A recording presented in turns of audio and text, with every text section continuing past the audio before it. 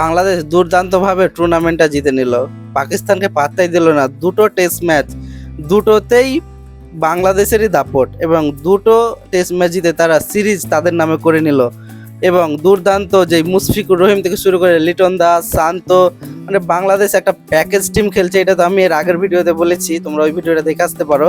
তো বাংলাদেশ এই সিজনে, মানে এই বছর পাকিস্তানকে যে একটা ঐতিহাসিক ম্যাচ হারালো, এইটা কিন্তু মানে কোনো ছোটোখাটো বিষয় নয়। হ্যাঁ বন্ধুরা, পাকিস্তানকে যখন বাংলাদেশ হারিয়ে দিয়েছে, অন্যান্য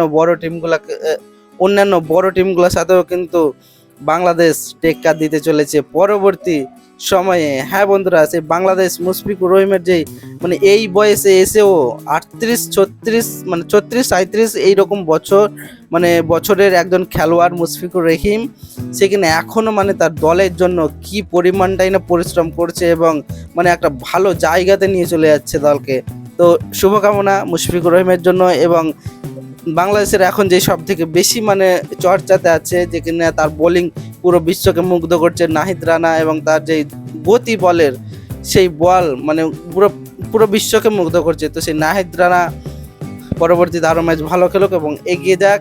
এবং পাকিস্তানের জন্য শুভকামনা, এই সিজনে হয়তো হেরে গেল বাংলাদেশের সাথে, কিন্তু যাতে পরের যে ম্যাচগুলো আছে অন্যান্য দেশের সাথে, সেগুলো যাতে জিতে, এটাই আশা। আর বাংলাদেশ, তুমি এগিয়ে যাও, বাঙালিরা তোমার পাশে আছে।